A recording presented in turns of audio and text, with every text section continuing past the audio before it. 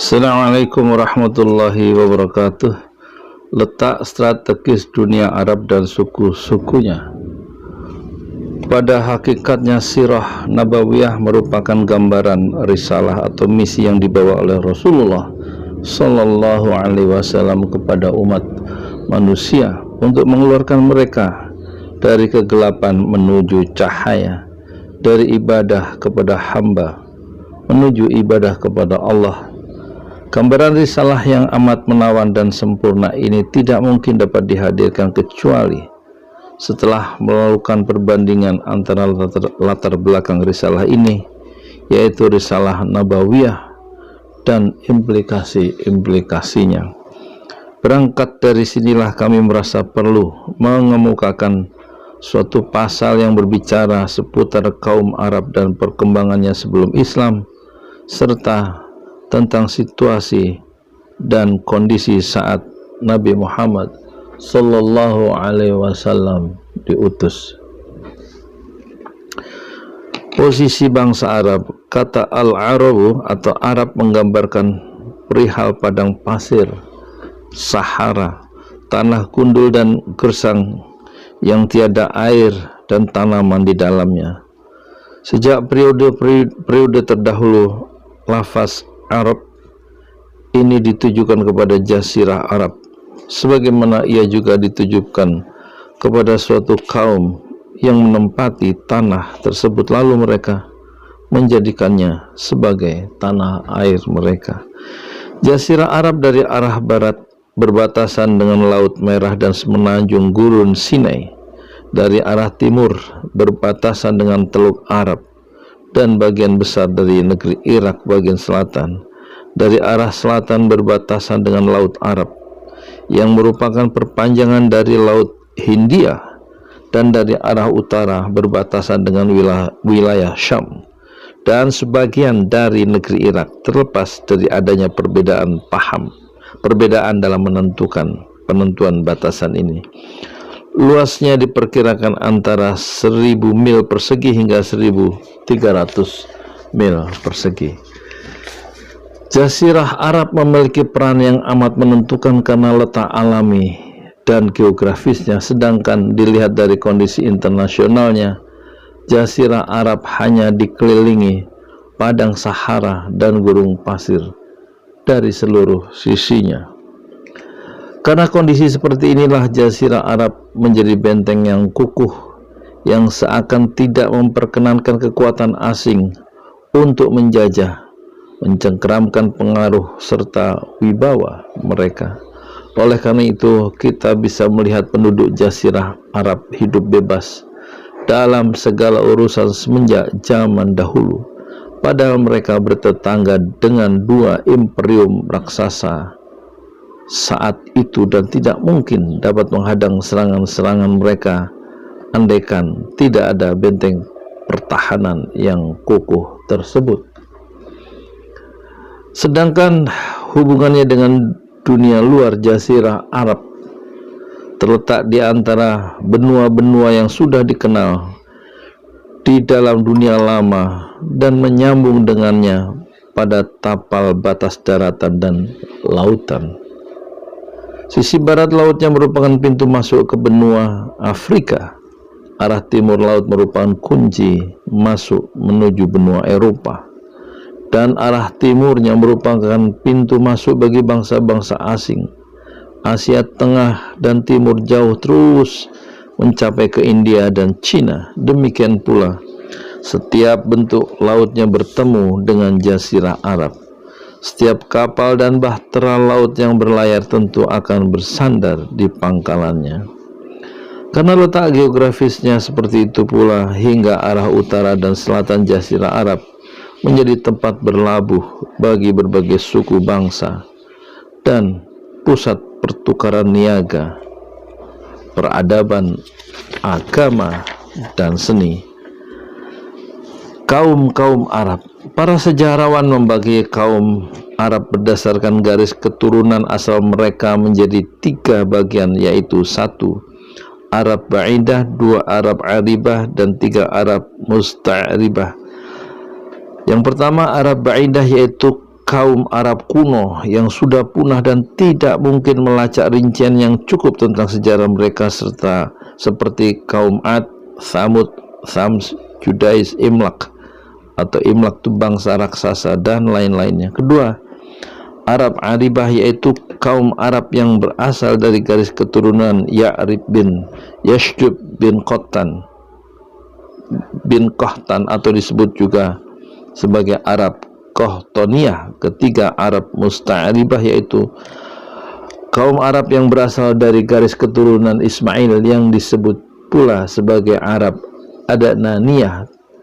Tempat kelahiran Arab Aribah yaitu kaum Qahtan adalah negeri Yaman, lalu berkembang menjadi beberapa kabilah, dan anak kabilah atau marga yang terkenal darinya ada dua kabilah, yaitu kabilah Himyar. Anak kabilahnya yang paling terkenal adalah Zaid al-Jumhur, Qudo'ah dan Sakasik. Yang kedua, kabilah Kahlan. Anak kabilah yang paling terkenal adalah Hamadan, Anmar, Tayyi', Madhaj, Kindah, Lakham, Juzam, Azad, Aus, Khazraj, dan anak cucu dari Jafnah yang merupakan para raja di Syam, serta lain-lain.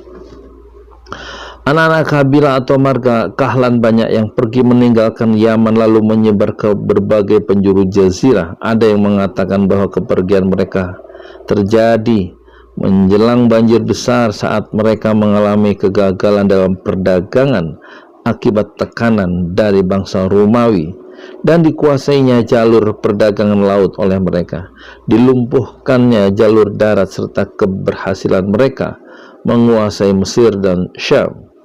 Dalam riwayat lain dikatakan bahwa kepergian mereka setelah terjadinya banjir besar tersebut merupakan hal yang tidak dapat disangkal bahwa di samping apa yang disebutkan di atas, telah terjadi persaingan antara marga Kahlan dan marga Himyar yang berujung pada hengkangnya marga Kahlan. Hal ini terbukti bahwa marga Himyar tetap eksis di sana, sedangkan marga Kahlan hengkang dari sana. Marga-marga Kahlan yang meninggalkan Yaman bisa dibagi menjadi 4 golongan. 1. Azad. Mereka meninggalkan Yaman setelah mengikuti pendapat pemuka dan sesepuh mereka, yaitu Imran bin Amr Muzaiqiyah. Mereka berpindah-pindah di negeri Yaman dan mengirim para pemandu lalu menempuh arah utara dan timur. Berikut rincian tempat-tempat yang terakhir pernah mereka tinggali setelah perjalanan mereka tersebut. Sa'labah bin Amr dari Al-Azad pindah menuju Hijaz, lalu menetap di antara tempat yang bernama Sa'labiyah dan Ziqar. Setelah anaknya dewasa dan kekuasaannya menguat, dia beranjak menuju Madinah, menetap dan bertempat tinggal di sana. Di antara anak keturunan Sa'labah ini adalah Aus dan Khazraj, yaitu dua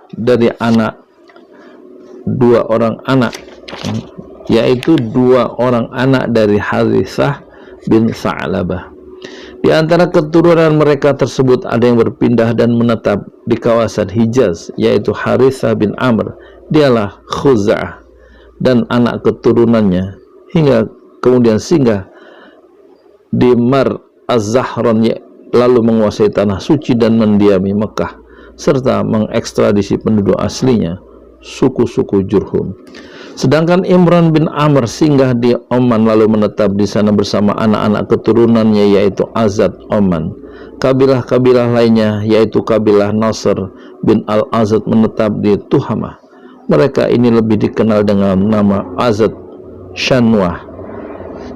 Jafnah bin Amr berangkat menuju ke wilayah Syams dan menetap di sana bersama anak keturunannya.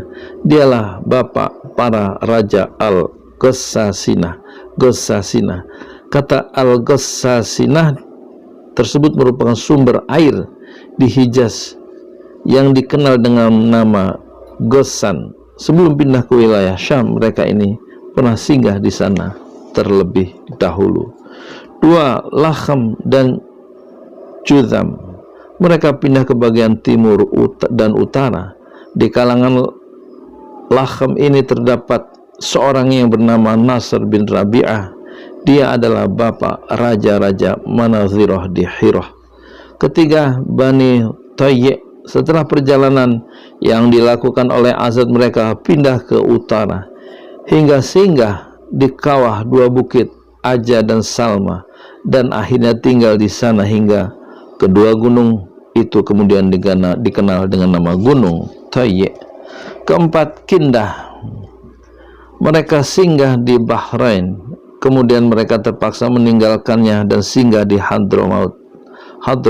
Agaknya mereka mengalami cobaan yang sama seperti ketika mereka berada di Bahrain. Kemudian mereka mampir di Najd. Di sana mereka membentuk pemerintahan besar dan diperhitungkan, namun pemerintahan itu demikian cepat tumbang tanpa meninggalkan bekas sedikit pun. Ada lagi satu kabilah dari suku Himyar, yaitu Qud'ah. Terlepas dari masih diperselisihkan penisbatannya kepada Himyar yang meninggalkan Yaman dan bermukim di daerah pedalaman As-Samawah yang terletak di pinggir Irak. Adapun